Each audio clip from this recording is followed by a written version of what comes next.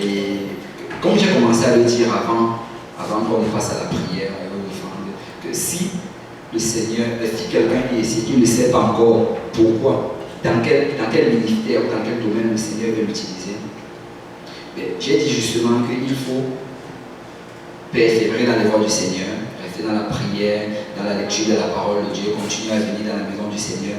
Mais il y a encore quelque chose que j'ai oublié de mentionner, le Seigneur me demande de le mentionner, c'est qu'il faut aussi que tu mettes ta main dans quelque chose. Que tu sois disponible à pouvoir faire l'œuvre du Seigneur. Parce que le Seigneur cherche ceux qui sont disponibles. Il cherche ceux vraiment qui ont le cœur pour faire les choses de Dieu. Et ce sont ces personnes-là justement qu'il va prendre et mettre d'un ministère ou bien utiliser quelque part. Et laissez-moi vous dire que le ministère, ce n'est pas juste la chair. Il y a certaines personnes qui travaillent même plus hors de la chair que s'ils avaient pris une certaine chair. Donc, laissez-moi vous dire vraiment que quel que soit à l'endroit où tu te trouves aujourd'hui, que tu saches déjà pourquoi le Seigneur t'a payé ou que tu ne le saches pas, le Seigneur tient ta vie entre ses mains et il sait vraiment où il va t'amener, il sait ce qu'il va faire de toi et il attend juste le bon moment pour t'amener à cet endroit. Mais toi, n'abandonne pas avant que ce bon moment n'arrive. Amen. Mais fais confiance en Dieu, il tient ta vie entre ses mains.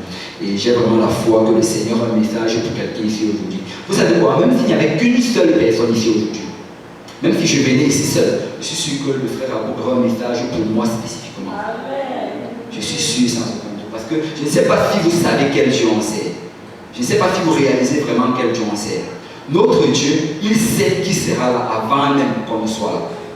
Il savait exactement que tu allais être là aujourd'hui. Il connaît exactement ton besoin. Il connaît exactement ce que tu traverses. Et il va parler dans ta situation aujourd'hui. Il faut juste que tu gardes tes oreilles ouvertes et que tu gardes tes yeux bien ouverts parce que le Seigneur va agir. Amen. Dis à ton voisin, le Seigneur va agir dans ta situation. Amen. Et je crois qu'on va vraiment être béni par le ministère du frère Rapou et on va lui donner la chair afin qu'il nous bénisse dans la présence du Seigneur. Amen.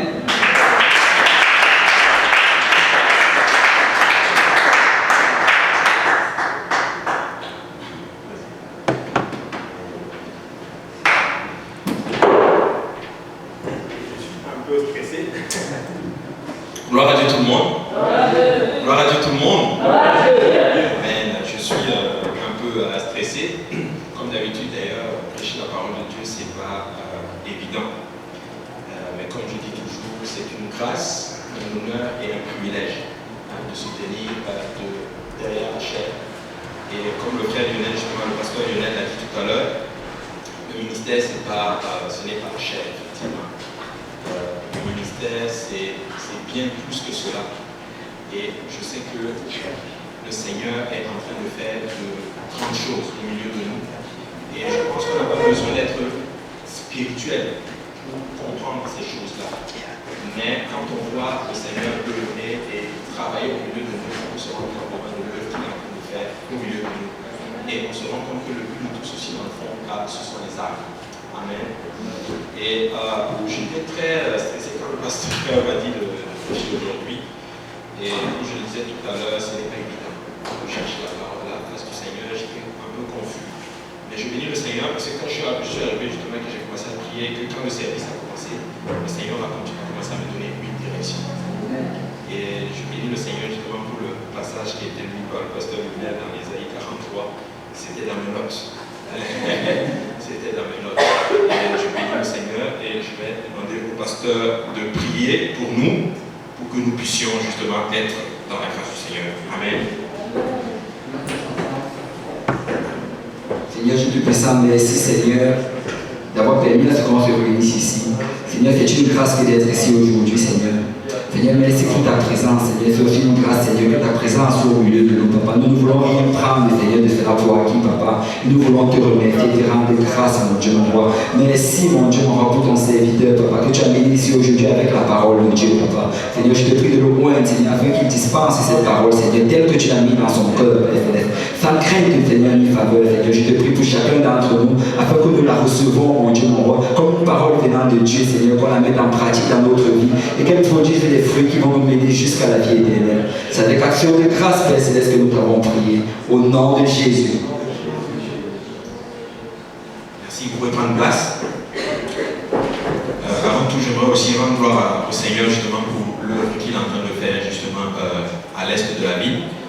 C'est un privilège que nous avons tous, et personnellement pour ma part, de voir ce que le Seigneur est en train de faire au milieu de nous. Je disais justement récemment avec ma femme que c'était une grâce de voir la promesse de Dieu accomplie. Je n'ai pas entendu cette promesse, et je pense que personne ici d'ailleurs n'a entendu la promesse, mais nous sommes récipiendaires justement de cette promesse. Nous sommes en train de voir l'église de l'Est en train de prendre place. Et si vous êtes là aujourd'hui, c'est que Dieu vous a choisi. Je répète, Dieu vous a choisi. Dieu vous a choisi. Amen. Dieu vous a choisi. Et là, j'étais en train de lire justement le passage d'Exode. Et le Seigneur justement m'avait beaucoup impressionné là-dedans. Et si on peut justement aller dans les Écritures, on va aller dans Exode 3, à partir du verset 1. Je lis au nom de Jésus. Il est écrit: Moïse faisait paître le troupeau de Jéthro, son beau-père, sacrificateur de Madian, et il mena le troupeau derrière le désert et vint à la montagne de Dieu à Horeb. Amen. La Bible nous dit justement que Moïse était en train de paître le troupeau de Jéthro. Mais qui était Jéthro? Jéthro était un sacrificateur. Et on voit déjà à cet instant-là que Moïse était soumis à un sacrificateur. Il était en train de travailler pour quelqu'un qui servait Dieu. Amen. Et c'est dans cette œuvre que le Seigneur va le rencontrer. Au moment où il est soumis à l'homme de Dieu, au moment où il est en train justement de paître les troupeaux, justement, c'est à ce moment-là que le Seigneur justement va attirer son attention. Mais j'aimerais justement dire à quelqu'un que si tu es là, et le pasteur Lionel en a parlé justement par rapport au ministère, si tu veux savoir où est-ce que Dieu t'appelle, l'idéal serait bien de te soumettre justement au sacrificateur, de travailler pour le sacrificateur, et l'appel de Dieu va te trouver justement pendant que tu es en train de travailler. Amen. C'est pendant qu'il était en train de paître le troupeau de Jéthro. La Bible dit au verset 2, l'ange de l'Éternel lui apparut dans une flamme de feu au milieu d'un buisson. Moïse regarda et voici le buisson était tout en feu et le buisson ne se consumait point. C'est un signal que le Seigneur lui donnait. Et là, j'ai écouté justement une prédication récemment où le titre de la prédication, c'était le pasteur Graham d'ailleurs, qui disait, le titre de la prédication, c'était un nom et un signe et un nom. Le Seigneur lui a donné un signe. Le Seigneur va l'attirer avec quelque chose de complètement surnaturel. Quelque chose qu'il n'a jamais vu. Je ne sais pas si vous pouvez imaginer un buisson qui brûle, mais qui ne se consume point. Ça prend des fois des miracles pour attirer justement notre attention. Et le Seigneur justement va le faire. Et des fois vous allez rencontrer certaines personnes qui ont expérimenté beaucoup de grâce dans leur vie, qui ont expérimenté beaucoup de miracles dans leur vie, et pour eux c'est synonyme de salut. J'aimerais dire à quelqu'un que non, ce n'est pas un synonyme de salut, mais c'est une façon pour le Seigneur de t'attirer afin que tu entres dans sa volonté parfaite. Amen. Et le Seigneur va toujours donner un signal à quelqu'un, d'une façon ou d'une autre. D'une façon ou d'une autre. Et je sais que quand je n'étais pas chrétien, je suis né musulman, le Seigneur a beaucoup agi dans ma vie. J'ai eu énormément de miracles dans ma vie. Mais je n'étais pas encore sauvé. Amen. Je n'étais pas encore sauvé. Prenez l'histoire de Jacob. Jacob, c'est un personnage qui me fascine beaucoup dans la Bible.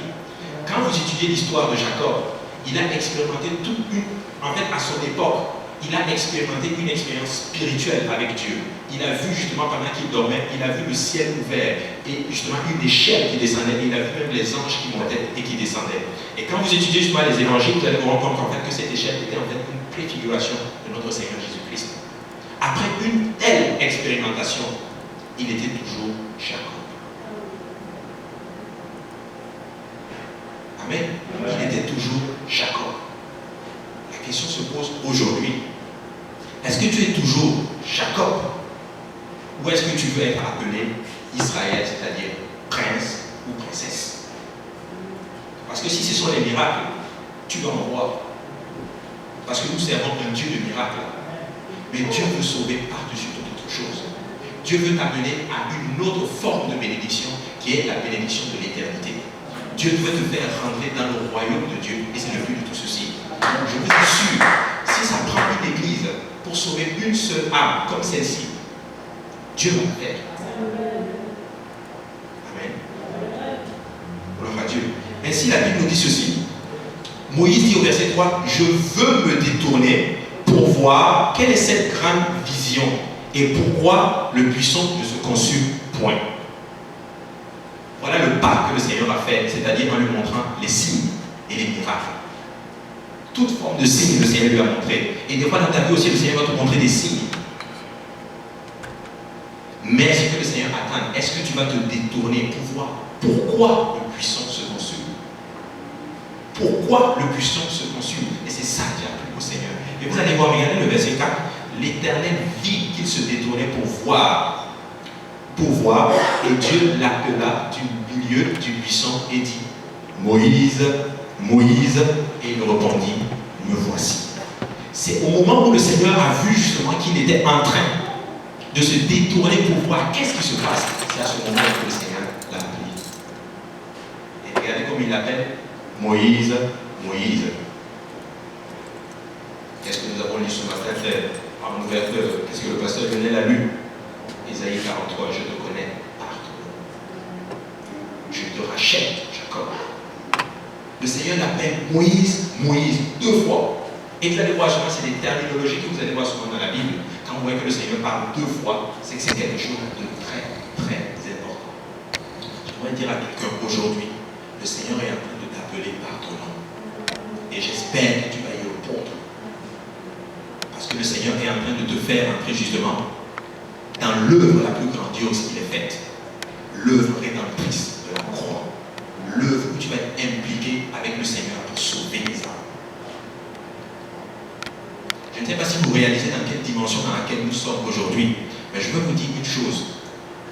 Vous, si vous êtes déjà sauvé, la situation est, vous êtes appelé encore à faire de plus grandes choses. Si vous êtes sauvé, c'est juste pour vous dire que Dieu vous appelle encore à faire de plus grandes choses. Nous sommes appelés justement à poser certains fondements, ou du moins je dirais, je m'explique, nous sommes appelés justement à continuer justement le fondement que nos pères ont déposé. Amen. Et il dit ceci, Dieu dit, n'approche pas d'ici, ôte tes souliers et tes pieds, car le lieu sur lequel tu te tiens est une terre sainte. Le Seigneur te fait entrer dans une terre sainte. Malgré ton impureté, malgré tes iniquités et ta souillure, le Seigneur te fait entrer où ça? Sur une terre sainte. Mais je veux vous dire, si vous voulez entrer dans la sainteté de Dieu, il va falloir que tu ôtes tes souliers. Il va falloir que tu te sanctifies aussi. Il va falloir que tu enlèves certaines choses qui ne plaisent pas à Dieu si tu veux pouvoir rester sur cette terre à laquelle le Seigneur t'a appelé. Amen. Il ajouta, je suis le Dieu de ton père, le Dieu d'Abraham, le Dieu d'Isaac et le Dieu de Jacob. Moïse se cacha le visage car il craignait de regarder Dieu. Et le Seigneur va commencer à se présenter. Je suis le Dieu de ton père, je suis le Dieu d'Isaac. C'est moi qui est en train de t'appeler aujourd'hui. Vous savez quoi? Il y a une dimension à laquelle un enfant de Dieu doit rentrer. C'est la connaissance de qui est Dieu. Tu dois connaître ton Dieu. Ils ne connaissaient pas Dieu. Le Seigneur va se présenter. Mais je vais te dire aujourd'hui, si tu es là aujourd'hui, le Seigneur va se présenter à toi. Le Seigneur est en train de te parler aujourd'hui dans ta vie. Il dit, je suis le Dieu de tes pères. Et Moïse se cacha le visage. Pourquoi? Parce qu'il craignait de mourir. Je veux vous dire, ces gens-là avaient ce qu'on appelle la crainte de Dieu. Pourquoi? Parce que le Seigneur avait déjà dit, mais ça c'est même plus tard, où le Seigneur dira justement à Moïse, nul ne peut me voir et vivre. Mais Moïse s'est caché le visage. Mais quand je lisais ce passage, il y a un verset qui est venu dans ma tête où le Seigneur dit ceci, sans rechercher la paix et la sanctification avec tous, sans laquelle nul ne verra le Seigneur. Écoute, si tu te sanctifies, je t'assure, tu n'auras aucun problème à rester dans la présence de Dieu. Amen. Si tu te sanctifies, tu n'auras aucun problème à te tenir dans la Pourquoi certaines personnes arrivent des fois à l'église, lorsque l'homme de Dieu prêche, ils se sentent jugés? Non. C'est tout simplement côté sainteté, il y a un problème. Mais si nous voulons nous approcher de Dieu, si nous voulons entrer dans cette dimension à laquelle le Seigneur nous appelle, si nous voulons voir ce grand réveil dans lequel le Seigneur justement nous a promis, nous allons devoir nous sanctifier.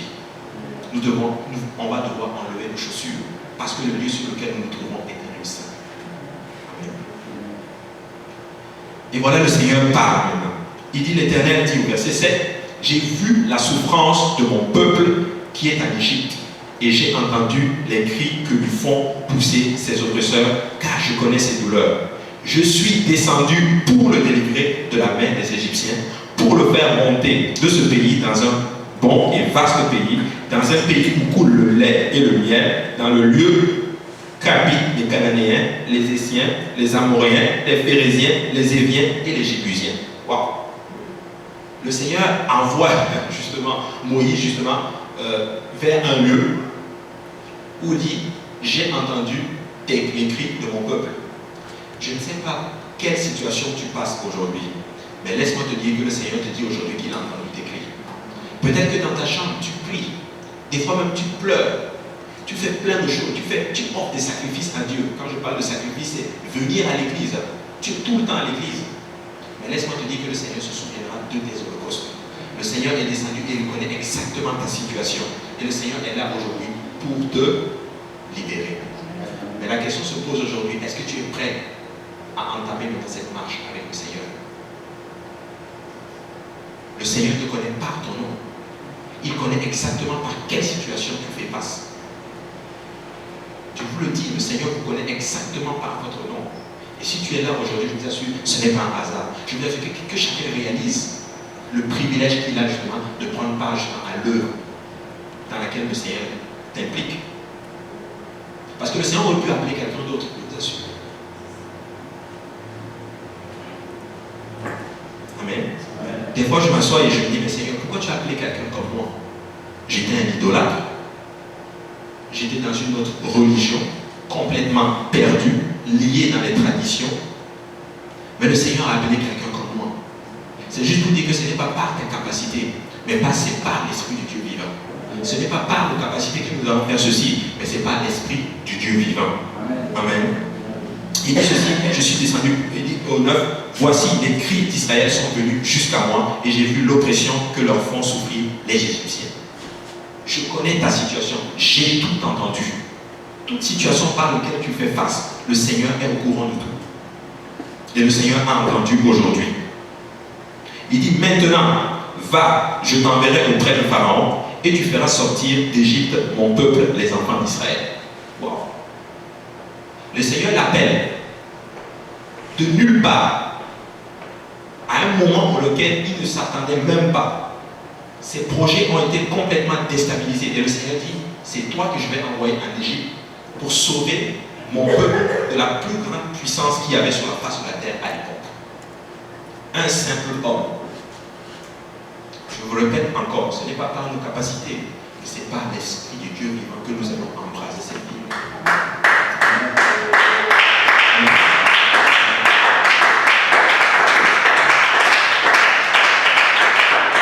Des gens, l'éducation, nous en avons. Des gens éduqués, on en a. Des gens qui parlent bien, on en a. Mais je veux vous dire, si nous allons embraser cette ville, c'est par la prédication d'une seule et une seule chose. Christ crucifié. Nous ne ferons pas prêcher un autre message. Nous allons prêcher qu'il n'y a qu'un seul Dieu. Nous allons prêcher que ce seul Dieu s'est manifesté dans la chair. C'est ce que ça dit, prêcher Christ crucifié. Qu'il n'y a qu'un seul Dieu et que ce seul Dieu s'est manifesté dans la chair et que seulement en tant qu'homme, il pouvait mourir pour les péchés de l'humanité. Voilà le message que nous allons prêcher. Nous allons prêcher la sanctification. Nous allons prêcher la sanctification. Nous allons prêcher que la repentance et le pardon des péchés seraient obtenus au nom de Jésus-Christ. Et s'il y a une chose que nous ne devons pas enlever, c'est la puissance du nom de Jésus-Christ dans tout ce que nous faisons. Le nom de Jésus-Christ est le nom qui est au-dessus de tout nom. Nous faisons tout au nom de Jésus. Nous baptisons au nom de Jésus-Christ. Nous chassons les démons au nom de Jésus-Christ. Nous prions pour les malades au nom de Jésus-Christ. C'est pour ça que nous chassons les péchés aussi au nom de Jésus-Christ.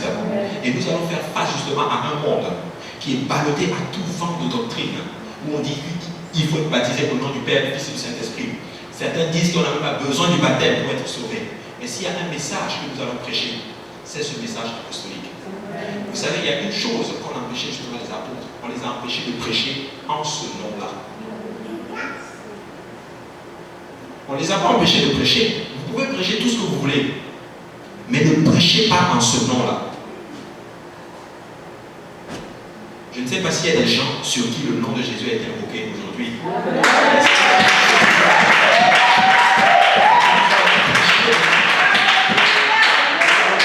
Le pardon des péchés s'obtient dans les eaux de baptême au nom de Jésus-Christ.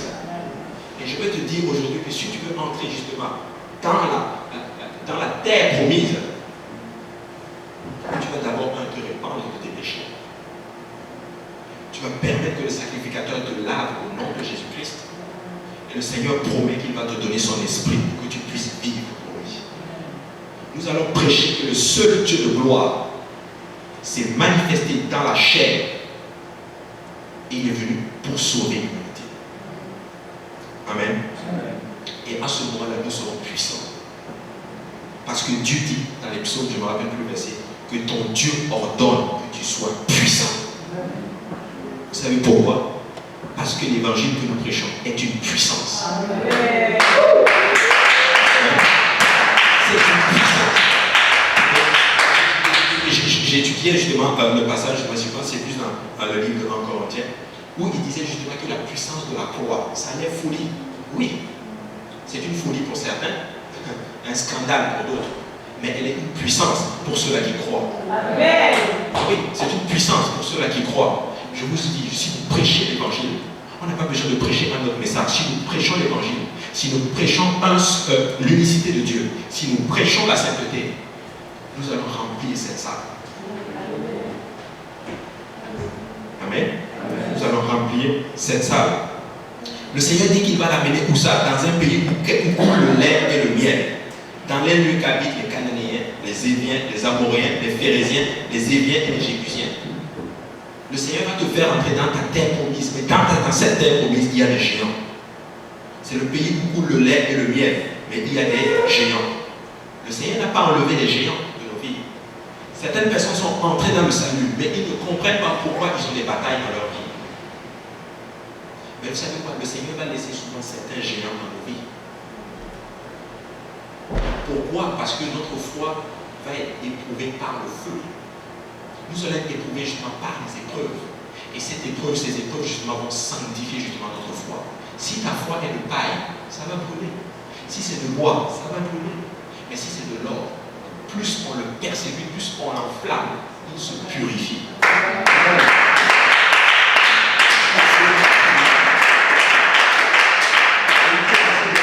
Il dit, voici, les cris sont venus jusqu'à moi et j'ai vu l'oppression que leur font souffrir les Égyptiens. Maintenant, va, je t'enverrai auprès de Pharaon et tu feras sortir d'Égypte mon peuple, les enfants d'Israël. Moïse dit à Dieu, qui suis-je pour aller vers Pharaon et pour faire sortir d'Égypte les enfants d'Israël? Le Seigneur dit, toi, va, mais le problème c'est que lui, il pense à sa situation. Il dit, mais qui suis-je? Je suis qu'un simple homme. Comment moi, un simple homme, je vais libérer justement ton peuple, Seigneur? Ce que Moïse n'avait pas compris, c'est que ce n'était pas par ses forces, pas sa force que le Seigneur l'envoyait, mais le Seigneur l'envoyait comment? Par son esprit. Je vais te dire à quelqu'un aujourd'hui, n'aie pas peur des situations par lesquelles tu fais face. N'aie pas peur des batailles par lesquelles tu fais face. Tu vas y arriver. Si du moins tu es sous le sang de Jésus-Christ. Amen. Nous ne pouvons pas nous appuyer sur nos habilités. Nous ne pourrons pas nous habiliter sur tout ce que nous avons comme capacité à faire quoi que ce soit. Mais si nous nous appuyons justement sur le Seigneur et sur son esprit, sur la parole de Dieu, nous allons embrasser cette vie, je vous assure. Je veux parler justement d'un rêve que le Seigneur m'avait donné. Il y a très très longtemps. Et dans ce rêve, on était assis autour d'une table. Et un homme de Dieu, justement un frère, pendant qu'on était en train de parler autour de la table, il a frappé la table. Dans le rêve, il a frappé la table et il s'est levé et il a dit, Dieu nous a donné ce territoire. Quand je me suis réveillé, je savais que ça c'était une promesse du Seigneur. Frère, le Seigneur nous a donné ce territoire. Le Seigneur nous l'a donné. Je ne sais pas s'il y a des gens qui croient, mais le Seigneur nous a donné le territoire. La question se pose, qui veut prendre part à cette œuvre que le Seigneur nous appelle? Est-ce que tu veux prendre part à ce que le Seigneur veut faire aujourd'hui? Parce que l'appel est sur toi aujourd'hui. Amen. L'appel est sur toi aujourd'hui. Moïse dit à Dieu, j'irai donc vers... Dieu dit, verset 12, je serai avec toi, et ceci sera pour toi le signe que c'est moi qui t'envoie.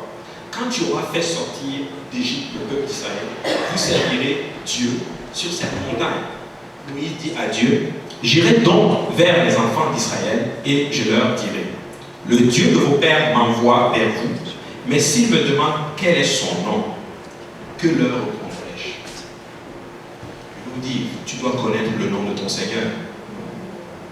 Tu dois connaître le nom de ton Seigneur.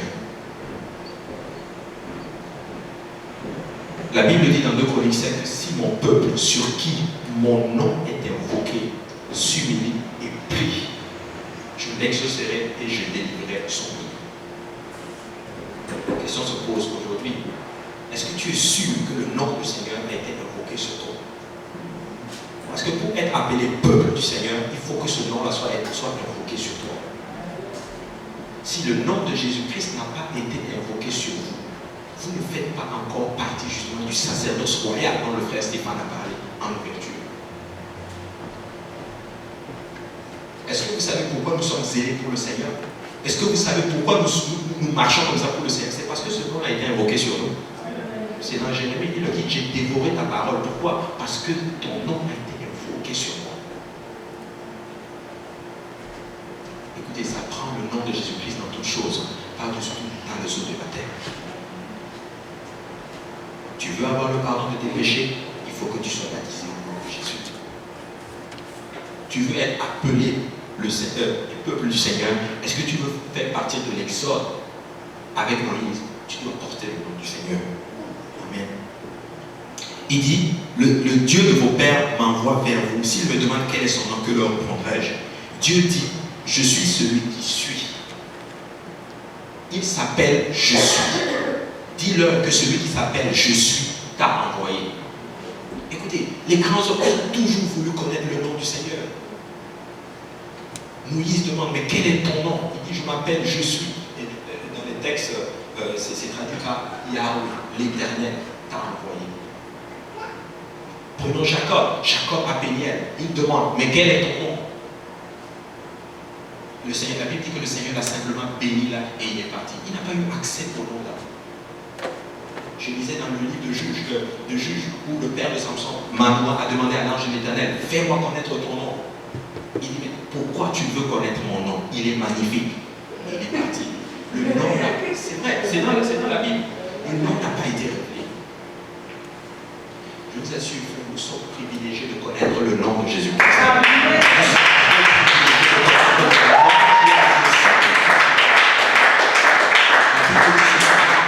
Verset 12. Il n'y a de salut en aucun autre, car il n'y a sous le ciel aucun autre nom qui ait été donné par lequel nous devions être sauvés. Ça va prendre le nom de Jésus-Christ.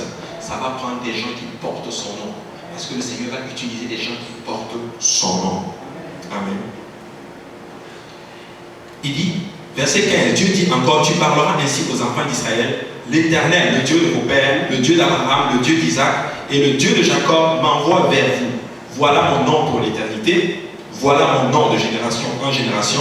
Va, rassemble les anciens d'Israël et dis-leur, l'Éternel, le Dieu de vos pères m'est apparu, le Dieu d'Abraham, d'Isaac et de Jacob. Il a dit, je vous ai vu, et j'ai vu ce qu'on fait en Égypte, ce qu'on vous fait en Égypte. Et j'ai dit, je vous ferai monter d'Égypte, où vous souffrez, dans le pays des Cananéens, des Essiens, des Amoréens, des Phérésiens, des Éviens et des Jébusiens, dans un pays où coule le lait et le miel. Ils écouteront ta voix, et tu iras, toi et les anciens, auprès du roi d'Égypte, et vous lui direz, l'Éternel, le Dieu des Hébreux, nous est apparu. Permets-nous de faire 3 journées de marche dans le désert pour offrir des sacrifices à l'Éternel, notre Dieu. Je sais que le roi d'Égypte ne vous laissera point aller, si ce n'est par une main puissante. j'étendrai ma main et je frapperai l'Égypte par toutes sortes de prodiges que je ferai au milieu d'elle. Après quoi, il vous laissera aller. Et le Seigneur lui dit, vas-y, rassemble tous les anciens. Dis-leur que le Seigneur, le Dieu d'Abraham, le Dieu d'Isaac et de Jacob, m'est apparu. Dis-leur le plan que le Seigneur t'a donné. Mais je vous dis, frère, à un moment donné, nous allons devoir sortir et dire à certaines personnes que nous avons expérimenté le Seigneur et qu'il nous a dit que si vous ne faites pas si, vous allez périr et vous allez rester en Égypte.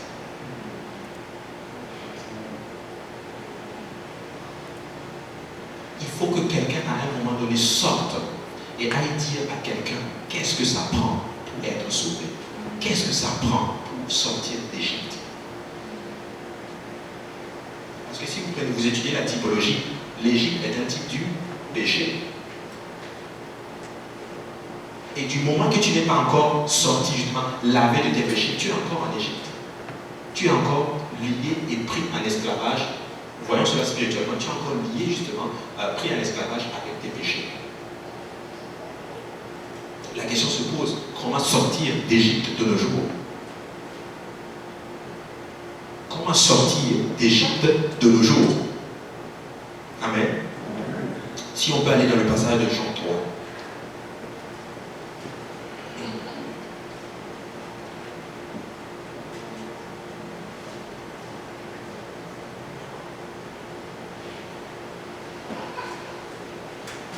À partir du verset 1.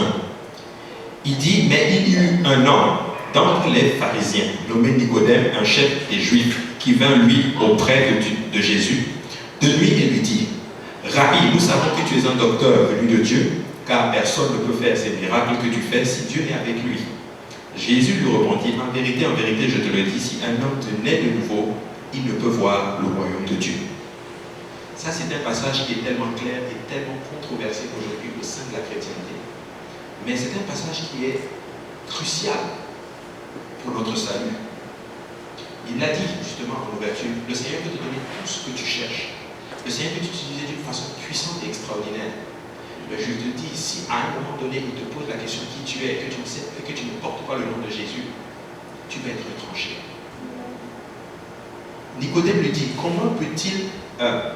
Jésus répondit, en vérité, je te l'ai dit, si un homme ne naît de nouveau, il ne peut voir le royaume de Dieu. Nicodème lui dit, comment un homme peut-il naître quand il est vieux? Peut-il rentrer dans le sein de sa mère et naître? C'est une très bonne question que le Seigneur pose. Mais le Seigneur est beaucoup plus clair. Il dit, en vérité, je te le dis, si un homme ne naît d'eau et d'esprit, il ne peut entrer dans le royaume de Dieu. Jésus était tellement clair là-dessus. Si tu n'es pas d'eau et d'esprit, tu n'entres pas dans le royaume de Dieu.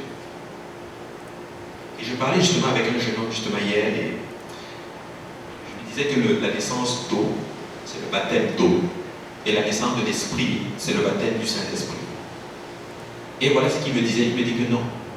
Que si c'était le cas, le Seigneur aurait dit, il faut que tu naisses d'eau, il faut que tu sois baptisé d'eau et baptisé d'esprit pour entrer. Mais je ne comprenais pas cela. Je disais, mais comment tu comprends un tel passage? Si tu n'es pas d'eau, si tu n'es pas baptisé d'eau au nom de Jésus, et que tu es le Saint-Esprit, tu n'entres pas. Et le Seigneur m'avait donné justement, vous avez expliqué cela à travers le frère Serge, c'était, vous connaissez la parole des noces. Vous connaissez tous cette parole. Quand le Seigneur arrive, et il voit une personne justement qui est dans la salle de noces, mais qui n'a pas les vêtements de noces. Qu'est-ce qui passe? Il dit, mais comment tu es rentré ici? Mon ami, il l'appelait mon ami. Et il a dit, jetez-le dehors. C'est directement lié au salut. Vous savez pourquoi? La question c'est comment il a fait d'abord pour rentrer dans la salle de noces. Il avait le Saint-Esprit. Mais le vêtement de noces c'est quoi? C'est le baptême d'eau. Parce que Galate nous dit que vous, tous qui avez été baptisés en Christ, vous avez revêtu Christ. C'est ça le vêtement spirituel que ça prend de nous. Alors, tu peux être dans la salle de noces. Mais si tu n'as pas les vêtements de noces, tu vas être rejeté complètement. C'est pour ça que Jésus dit, il faut que tu naisses d'eau et d'esprit. Par où?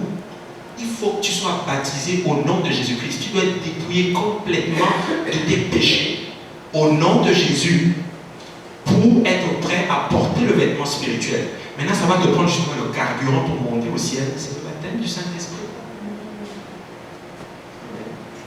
Et voilà ce qu'il dit. Il dit, ce qui est né de la chair est chair. Et ce qui est né de l'esprit est esprit. Écoutez, moi je ne sais pas prêcher un autre message que ceci. Mais je peux vous dire une chose. S'il y a une chose qui est importante dans tout ce que nous faisons, c'est que quelqu'un soit sauvé. Que quelqu'un répète aujourd'hui les vêtements royaux et que la personne justement ait justement le carburant nécessaire pour monter au ciel. C'est pour ça que Jésus est venu. Quelqu'un a dit que Jésus n'est pas venu justement pour guérir. Il n'est même pas venu pour guérir d'abord. Il est venu pour sauver. Il est venu pour aller à la croix. Et sur le chemin de la croix, il a guéri des malades. Sur le chemin de la croix, il a fait énormément de miracles. Mais tout ceci, c'était des accessoires pour t'amener justement à rentrer dans le salut. Il y a un autre passage où il dit ceci. Si vous ne croyez pas ce que je suis, vous périrez dans vos péchés. Amen. Au verset 8, il dit, le vent souffle où il veut et tu en entends le bruit. Mais tu ne sais d'où il va, d'où il vient, ni où il va. Il en est ainsi de tout homme qui est né de l'esprit. Celui-là qui est né de l'esprit, il est comme le vent. Tu ne sais d'où il va, tu ne sais d'où il vient. Mais tu en entends un bruit. C'est le parler en langue. Et on se tue aujourd'hui justement au sein de la chrétienté à me prouver justement que le signe évident justement du baptême du Saint-Esprit, c'est le parler en langue. C'est quelque chose que tu peux expérimenter personnellement. Je l'ai expérimenté. Pourquoi? Parce qu'il dit justement dans Acte 2, verset 31, que car la promesse est pour vous tous qui êtes en au loin, en aussi pour vos enfants, en aussi grand nombre que le Seigneur notre Dieu les appellera. Je vous dis, s'il y a un message qu'il faut prêcher, c'est bien celui-là. Sortez et dites aux gens qu'il y a un seul Dieu. Dites-leur que ce Dieu-là s'est manifesté dans la chair. Dites-leur que ce Dieu-là est allé à la croix pour eux. Et que si nous croyons à ce message et que nous nous identifions justement à cela, nous aussi nous allons parvenir justement au salut éternel. Si vous lisez justement, on revient dans Exode 3, la Bible dit ce soir que le Seigneur dit que quand les enfants d'Israël vont sortir, les Égyptiens viendront et donneront tous leurs biens justement aux enfants d'Israël. Regardez cela spirituellement. Quand nous allons partir de cette Égypte, ça va être quoi les biens que nous allons avoir? Vas-y, ma soeur, vas-y. Vas-y, Viviane. Ça va être les... Ça va être les âmes. Ça va être les âmes. Nous partons d'ici, nous partons de l'Égypte avec des biens et le seul bien, ce sont les âmes. Amen. Ainsi, on peut aller dans le livre de Acte, Acte 2.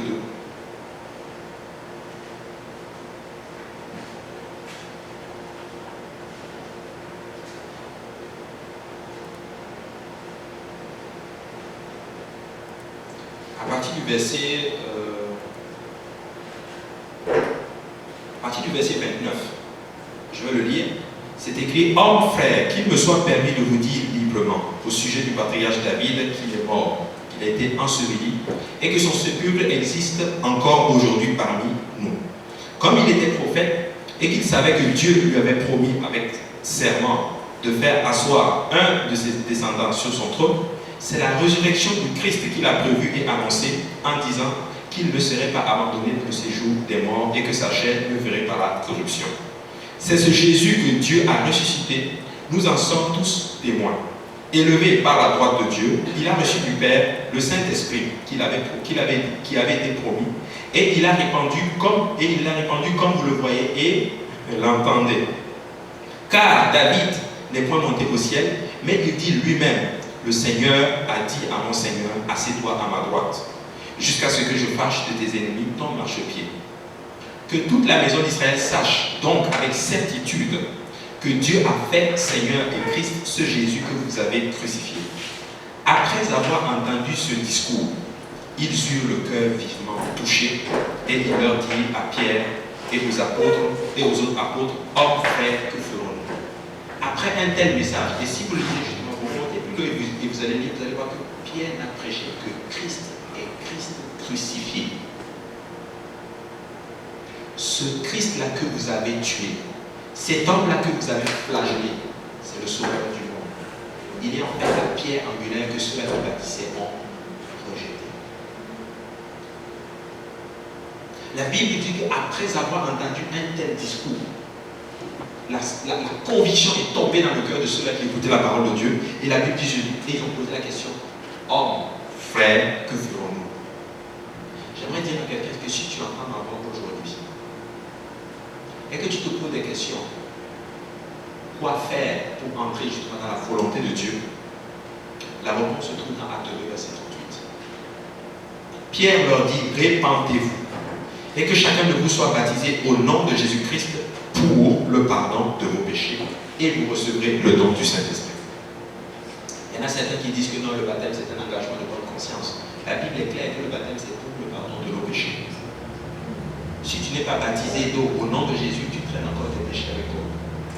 Tu n'es pas encore sorti d'Égypte. Tu es encore en Égypte, bien que le Seigneur ait envoyé Moïse. J'aimerais dire à quelqu'un que Moïse est déjà là, façon de parler. Mais si tu n'es pas baptisé au nom de Jésus, tu es encore en Égypte. Amen. Et le Seigneur promet que si tu révèles son nom, si tu te baptises au nom de Jésus-Christ pour le pardon de tes péchés, tu recevras le don du Saint-Esprit. Tu vas avoir, le Seigneur va te baptiser de son esprit. Tu parleras en d'autres langues selon que l'Esprit de Dieu te donne de t'exprimer. C'est un appel peut-être personnel aujourd'hui. C'est un message peut-être inhabituel. Mais je peux vous dire que c'est ce message-là justement que les apôtres ont prêché depuis longtemps. Et c'est ce message qui a été dénaturé pendant très longtemps. Mais je bénis le Seigneur que le message apostolique a été restauré. Et nous prêchons ce message-là aujourd'hui justement. Amen. La Bible dit dans Acte 4, verset 12.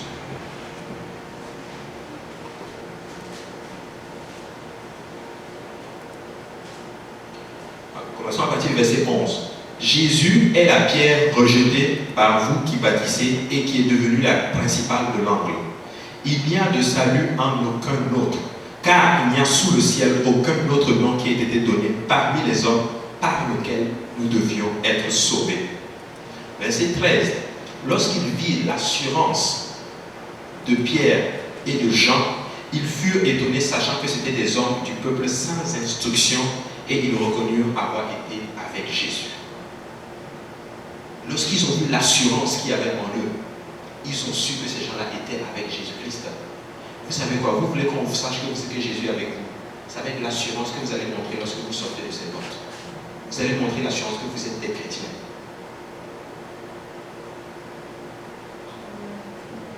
Amen.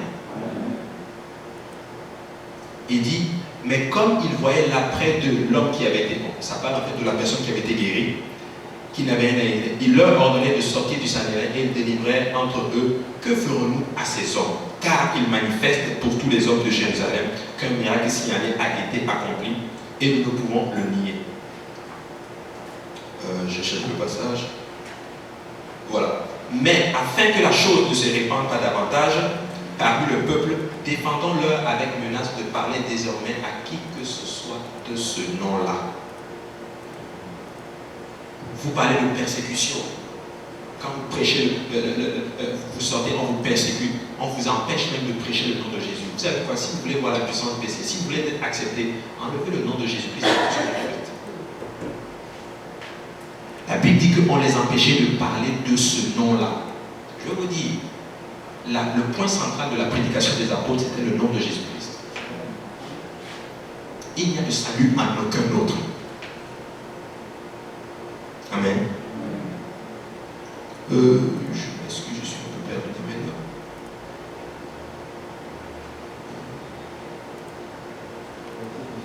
Merci frère. Et les ayant appelés, ils leur défendirent absolument de parler et d'enseigner au nom de Jésus. Pierre et Jean leur répondirent, jugez s'il est juste devant Dieu de vous obéir plutôt qu'à Dieu, car nous ne pouvons pas parler de ce que nous n'avons et entendu. Si nous sommes là et que nous parlons justement de l'évangile à chaque fois, c'est parce que nous avons expérimenté la puissance de l'évangile dans nos vies. Il y en a qui sortent et qui évangélisent en plein hiver.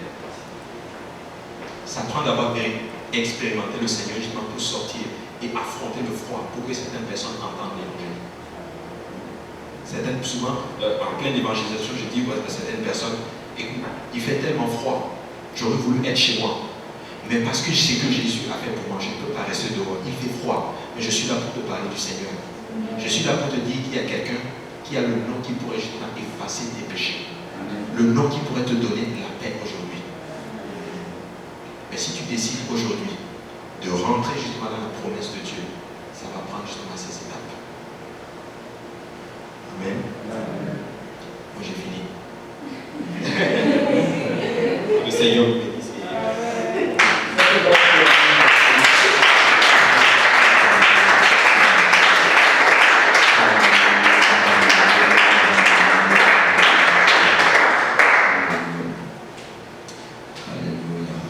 Le Seigneur avait un message pour quelqu'un aujourd'hui.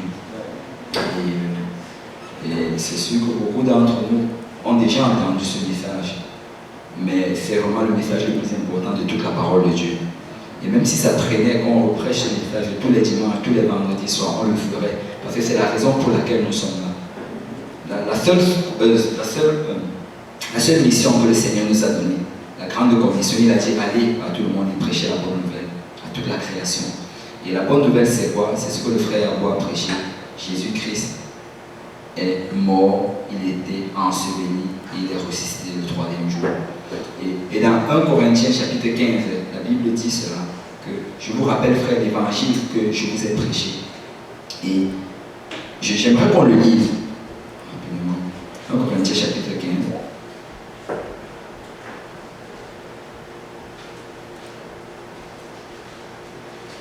À partir du verset 1, la Bible dit, je vous rappelle, frère, l'évangile que je vous ai annoncé, que vous avez reçu, dans lequel vous avez persévéré et par lequel vous êtes sauvés. Si vous le retenez tel que je vous l'ai annoncé, autrement vous aurez cru en vain. Waouh, toute une introduction. Il dit qu'il rappelle l'évangile aux gens de Corinthe. Il leur dit, cet évangile que je vous ai annoncé, que vous avez reçu. Non seulement on annonce l'évangile, mais il faut aussi que la personne la reçoive. Et j'espère qu'il y a des gens aujourd'hui qui ont reçu l'évangile.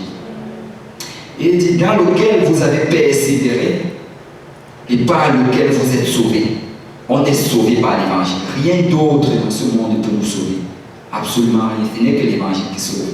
Il dit, si vous le retenez tel que je vous l'ai annoncé, autrement vous aurez cru en vain. C'est possible en fait de croire en vain. Ce n'est pas parce qu'on vient à l'église chaque dimanche qu'on est sauvé. Tu peux venir à l'église, ou bien tu peux aller dans n'importe quel endroit, mais si on t'enseigne quelque chose qui n'est pas ce que les apôtres ont enseigné, peut-être c'est possible que tu crois en vain. Tu peux vivre pour le Seigneur toute ta vie, et tu arrives devant le Seigneur, et on te dit que tu as cru en vain. C'est ça que la parole de Dieu dit, ce n'est pas moi qui le dis. Et pourquoi est-ce que c'est possible de croire en vain? Parce qu'il y a des faux docteurs, il y a des faux enseignants, des gens qui enseignent des choses qui sont hors de la parole de Dieu. C'est pour ça qu'il faut qu'on sache c'est quoi qui est dans la parole de Dieu. Et là, on est en train de lire la parole de Dieu, et ça dit ceci. Verset 3. Je vous ai enseigné avant tout, comme je l'avais aussi reçu. Il a enseigné ce qu'il a reçu. La Bible dit que l'Église est bâtie sur le fondement des apôtres et des prophètes. Jésus-Christ étant la pierre angulaire. Notre enseignement, ça doit être basé sur ce que les apôtres ont enseigné. Et tout ce que les apôtres ont enseigné, c'est dans la parole de Dieu. Dont l'apôtre Paul, il va nous rappeler c'est quoi l'évangile maintenant. Il dit, je vous ai enseigné avant tout, comme je l'avais aussi reçu, que Christ est mort pour nos péchés. Première partie, Christ est mort pour nos péchés. Ça, c'est la première partie de l'évangile qui sauve. Deuxième partie, selon les Écritures, qu'il a été enseveli. Deuxième partie, il a été enseveli. Donc, il ne suffit pas que Christ soit mort, mais il faut aussi que Christ soit enseveli. Et troisième partie, et qu'il est ressuscité le 3e jour selon les Écritures. Et vous voyez, il retourne toujours dans les Écritures. Il dit que c'est selon les Écritures. Ce n'est selon rien d'autre. Parce qu'on doit regarder vers les Écritures.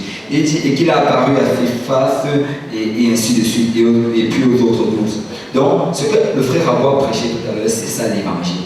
La mort, l'enseignement et la résurrection de Jésus-Christ. C'est C'est ça qui sauve. C'est pour ça que le passage que le frère a lu dans Actes chapitre 2, verset 38, où les hommes ont demandé que comment est-ce qu'on va appliquer cet évangile dans notre vie. Ils leur ont dit, il faut que vous vous repentez de vos péchés. La repentance, c'est la mort de Jésus-Christ. C'est comme ça qu'on s'identifie à la mort de Christ. Tu demandes pardon pour tous tes péchés. Seigneur, pardonne-moi pour tous les péchés que j'ai commis.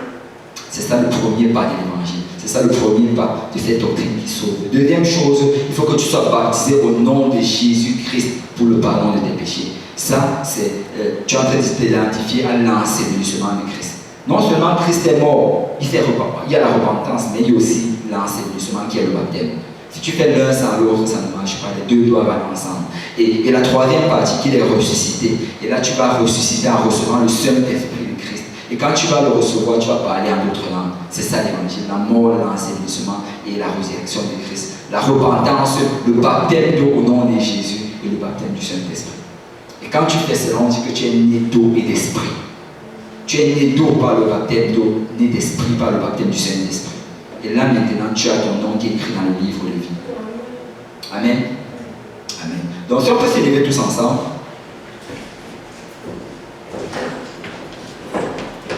Je ne sais pas s'il y a quelqu'un qui est venu ici aujourd'hui avec l'intention de sortir d'ici avec ses péchés effacés.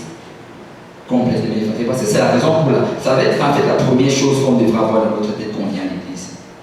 La première chose, c'est que quand je vais aller là-bas, quand je vais rentrer, je vais sortir pur. Je vais sortir pur. On ne vient pas à l'église juste pour voir les autres, ou bien pour saluer les autres. On ne vient pas à l'église pour sourire avec les autres, ou bien pour faire l'église. Ce n'est pas ça le but ultime. Le but premier, c'est que tu as envie d'être purifié. Parce que tu reconnais que tu as péché. La Bible dit que tous sont péchés, ils sont privés de la gloire de Dieu. Donc aucun d'entre nous, je peux dire avec certitude ici que chacun d'entre vous ici, vous avez péché. Parce que la Bible me le dit. Je n'ai pas été avec vous, mais je sais que vous avez péché. Moi aussi j'ai péché. La Bible dit que tous sont péchés et Dieu ne ment jamais. Amen. Donc chacun d'entre nous ici, nous avons besoin d'être purifiés. Donc ce qu'on va faire, c'est qu'on va faire une prière de repentance. On va demander au Seigneur pardon pour nos péchés afin de sortir d'ici aujourd'hui. Nettoyer nos péchés. Amen. Donc si on peut baisser tous notre tête. Seigneur Dieu Tout-Puissant, merci Seigneur pour ta présence au milieu de nous. Merci Père Céleste pour ce message Seigneur. Merci de nous avoir parlé directement Seigneur dans chacune de nos situations. Père Céleste, je te prie Seigneur afin Papa que tu nous pardonnes Seigneur pour tous nos péchés Seigneur. Nous avons péché Seigneur contre toi Seigneur. Nous ne sommes pas dignes de nous approcher de toi, Seigneur, parce que nous sommes impurs, Papa. Nous avons, Seigneur, des lèvres impures, Seigneur, parce que nous avons péché par parole, Papa. Nous avons péché par acte, Seigneur, et même par pensée, Seigneur. Mais, Seigneur, nous savons, Seigneur, que tu es un Dieu d'amour, Papa. Tu es un Dieu, Seigneur, de miséricorde, Papa. Et c'est pour ça que nous venons, Seigneur, sans crainte devant ton trône de grâce, Papa, avec assurance, Seigneur, que tu es un Dieu, Seigneur, qui a compassion, Seigneur, de nous, Papa. Et nous te demandons pardon, Seigneur. Pardonne-nous pour toutes nos offenses, Seigneur. Pardonne-nous pour toutes nos transgressions, Seigneur. Pardonne-nous pour tous nos péchés, Seigneur. Lave-nous aujourd'hui, Papa, de ton sang, Seigneur, afin que nous soyons purifiés, Papa. Oh, Père Céleste, agis, Seigneur, aujourd'hui, mon Dieu, mon roi. Tu as dit, Père Céleste, que si on te demande pardon, tu vas prendre nos péchés et les jeter dans la mer de l'oubli, Papa. Alors, Seigneur, jette-les, Seigneur, en ce moment, Seigneur, afin, mon Dieu, mon roi, que tu ne t'en rappelles plus, Seigneur. Nous voulons, Papa, que tu nous pardonnes, Seigneur. Seigneur, nous savons que nous ne le méritons pas, mais tu as dit que ce n'est pas la grâce que nous sommes sauvés, Seigneur. Alors nous implorons ta grâce en ce jour, Seigneur, afin que tu nous purifies, Seigneur, de tous nos péchés, Seigneur. Oh Seigneur Jésus-Christ, nous avons foi en toi, Papa, et nous savons, Papa, que parce que tu l'as dit, Seigneur, tu l'as fait, Papa. Alors merci, Seigneur, merci de nous avoir purifiés de tous nos péchés en ce jour, Papa. Merci, Seigneur. Si on peut battre nos mains pour le Seigneur.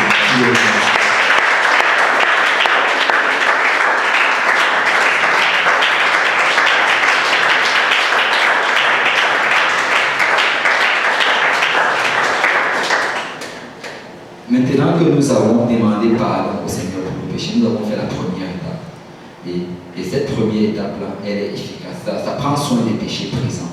La repentance, on la fait chaque jour. Chaque jour, tu dois demander pardon au Seigneur pour tes péchés.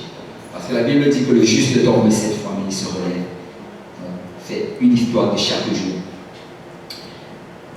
Mais qu'en est-il des péchés passés? Des péchés que tu as fait depuis l'enfance? Qu'en est-il de tout ce que tu as fait? Donc peut-être tu te souviens, peut-être tu ne te souviens même pas. Parce que la Bible dit ceci, que rien d'impur ne va entrer au ciel. Si tu as des péchés que tu traînes depuis l'enfance, ça ne va pas entrer au ciel. Impossible. Ça prend aussi que tu prennes soin de tes péchés-là. Et le seul moyen de prendre soin de tes péchés, c'est en te faisant laver au nom de Jésus-Christ pour le pardon de tes péchés. Si quelqu'un n'a pas encore été baptisé aujourd'hui pour le pardon de ses péchés, il a besoin de se faire baptiser. Parce que sans ça, il porte encore ses péchés sur lui. Le baptême, le Seigneur l'a pourvu justement pour qu'on puisse avoir ce lavement. La Bible, en fait, vous savez, le mot baptême vient du mot grec baptizo qui signifie plonger, immerger. Quand tu rentres dans l'eau du baptême au nom de Jésus-Christ, tu ressors étant une nouvelle créature. Toutes les choses anciennes sont passées, toutes choses sont devenues nouvelles. Alors mon frère, ma soeur, je ne sais pas s'il y a des gens ici qui n'ont pas encore été baptisés au nom de Jésus-Christ pour le pardon de leurs péchés. Voilà, le Seigneur me met à cœur que voilà ce qu'on va faire. On va tous baisser notre tête et on va fermer les yeux. Et que personne ne regarde, on baisse vraiment la tête, on ferme les yeux. Et je suis le seul en fait qui regarde. Et je vais poser une question et j'aimerais que vous soyez francs avec vous-même. Est-ce qu'il y a quelqu'un ici qui n'a jamais été baptisé au nom de Jésus-Christ pour le pardon de ses péchés? Est-ce qu'il peut lever sa main? Quelqu'un qui n'a jamais été baptisé au nom de Jésus pour le pardon de ses péchés?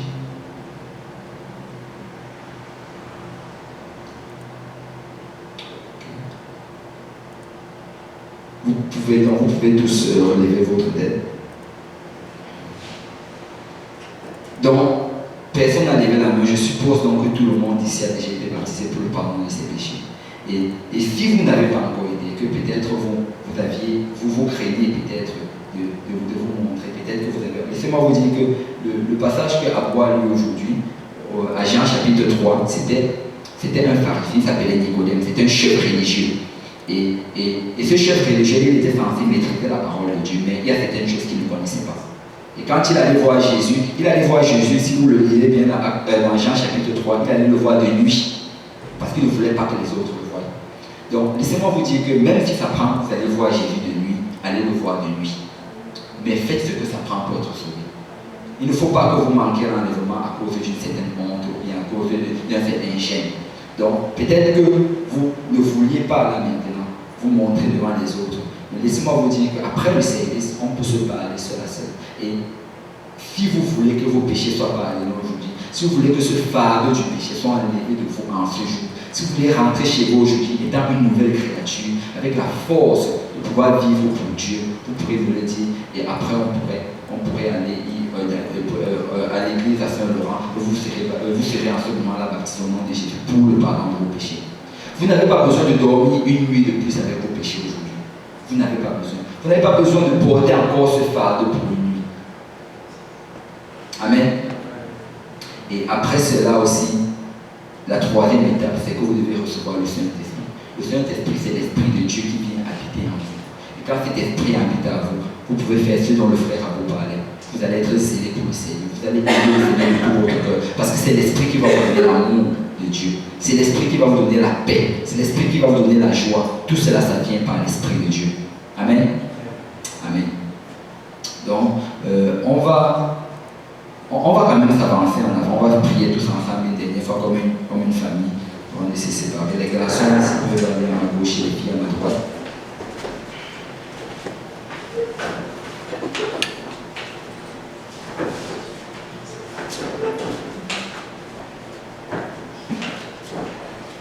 J'aimerais qu'on prenne son voisin par la main. On va prier avec lui.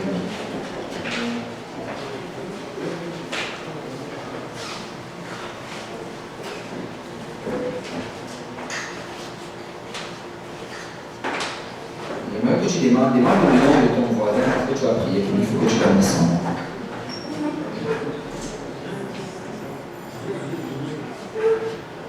Amen. Donc, on va prier que le Seigneur garde ton voisin. Que le Seigneur le garde, que le Seigneur le fortifie. Et s'il n'a pas encore l'Esprit du Seigneur, que le Seigneur le remplisse, parce que le Seigneur peut le remplir maintenant. Amen. Amen. Prions tous ensemble. Seigneur, Dieu de puissance. Merci encore, Seigneur, pour ce temps qu'on a passé en ta présence. Merci encore pour ton amour et pour ta grâce dans notre vie. Merci encore de nous avoir parlé ce soir, Seigneur. Père Seigneur, je te prie, Seigneur, que cette parole que tu nous as donnée, Papa. Papa, qu'on les chérisse, Papa, et qu'on les mette, Seigneur, en pratique dans notre vie, Seigneur. Parce que nous désirons nous rapprocher de toi, Seigneur. Nous désirons avoir une relation avec toi, une relation qu'on n'a jamais eue auparavant, Papa. Nous voulons venir rentrer d'une dimension, Seigneur, de ta grâce, Père Céleste, qu'on n'a jamais, Seigneur, pu voir dans le passé, Papa. Père, je te prie de nous toucher, Seigneur. Touche, Seigneur, nos voisins, Papa. Celui qui a ma gauche, Seigneur, celui qui a ma droite, Papa. Que tu agis dans ta vie en ce jour, Papa. Oh, Père Céleste, ouvre ses yeux, Seigneur, afin qu'il puisse te voir pour qui tu es, Papa. Touche ton cœur aujourd'hui, Seigneur, afin qu'il puisse ressentir, Seigneur, ta présence, Papa. Enlève, Seigneur, les écailles, Seigneur, de ses yeux, Papa. Afin, Seigneur, qu'il puisse tourner son regard vers toi, Seigneur. Et qu'il réalise, Seigneur, que rien dans ce monde, Papa, ne peut être comparable, Seigneur, à ton salut, Papa. Que rien dans ce monde, Seigneur, ne peut être comparable à la joie que tu mets dans le cœur de tes enfants, Seigneur. Que rien dans ce monde, Papa, ne peut être comparable à la paix, Seigneur, que tu nous donnes en ce jour, Seigneur. Seigneur, je te prie que ton esprit se mouve, Seigneur, au milieu de nous, Papa. Je te prie, Seigneur, de secouer, Seigneur, les fondements sur lesquels on s'est appris, Papa. Afin qu'on puisse te voir pour qui tu es, Seigneur. Et se faire vivre de toi, Seigneur. Et reconnaître que c'est par toi que nous vivons, Papa. Et reconnaître que c'est par toi que nous avons, Seigneur, d'être le mouvement, Seigneur, en ce jour, Papa. Que le Seigneur travaille, Seigneur, dans nos vies, Seigneur, en ce moment, Papa. Et brise, Seigneur, les chaînes, Papa. Que l'ennemi essaie, Seigneur, de mettre dans nos vies, Papa. Et qu'on se tourne, Seigneur, et qu'on regarde, Seigneur, vers toi, Papa. Et qu'on se cesse, Seigneur, de tes voix, mon Dieu, mon roi. Oh, Père Céleste, travaille, Papa, en nous aujourd'hui, Papa. Tu connais le besoin de tout un chacun, Seigneur. Mais Seigneur, je te prie, Papa, afin que cette personne ne sorte pas, Seigneur, avec son besoin aujourd'hui, Papa. Mais qu'il laisse ça, Seigneur, sur ton hôtel, mon Dieu, mon roi. Afin que tu agisses, Seigneur, qu'il te fasse confiance, Seigneur, avec son besoin, Papa. Parce que tu veux, Seigneur, t'en occuper, Papa. Tu veux sortir, Seigneur, le chagrin, Seigneur, de notre vie, Papa. Tu veux sortir, Seigneur, la douleur et la peine, mon Dieu, mon roi. Mais tu veux nous mettre, mon Dieu, mon roi, à l'endroit où tu veux, Seigneur, afin qu'on te serve, Seigneur, d'une manière qu'on n'a jamais fait dans le passé, Papa. Oh, Seigneur, Jésus-Christ, guide nos yeux, Seigneur, du bon côté, Seigneur, ce soir, Papa. Guide, Seigneur, nos regards, Seigneur, vers toi, Seigneur. Et qu'on te laisse, Seigneur, guider, Seigneur, nos vies, Papa. Oh, Père, Seigneur, agis comme toi seul, tu peux le faire, Papa. Nous avons foi en toi, Papa. Et nous avons confiance, Seigneur, en toi, Seigneur. Et nous savons, Seigneur, qu'avec toi, Seigneur, nous sommes plus que vainqueurs, Papa. Oh, Baba, Sakalaba, Shakalaba, Sukuru, Shama. Oh, Baba, Sakalaba, Shakalaba, Sakalaba, Shakalaba, Sukuru, Shama. Oh, Baba, Sakalaba, Shakalaba, Sukuru, Shama. Oh, Baba, Sakalaba, Sakalaba, Shakalaba, Sukuru, Shama. Oh, Baba, Sakalaba, Shakalaba, Sakalaba, Shama. Oh, Baba, Sakalaba, Sakalaba, Shakalaba, Sukuru, Shama. Oh, Baba, Sakalaba, Shakalaba, Sakalaba, Shama. Oh, Baba, Sakalaba, Shakalaba, Shakalaba, Sukuru, Shama.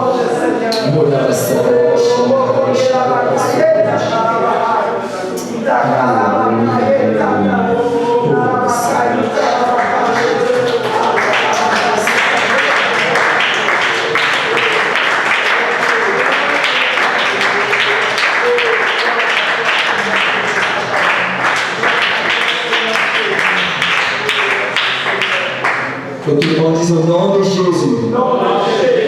Amen. Soyez bénis dans la présence du Seigneur. Que le Seigneur vous bénisse. Salut ton frère, tu veux que le Seigneur te bénisse.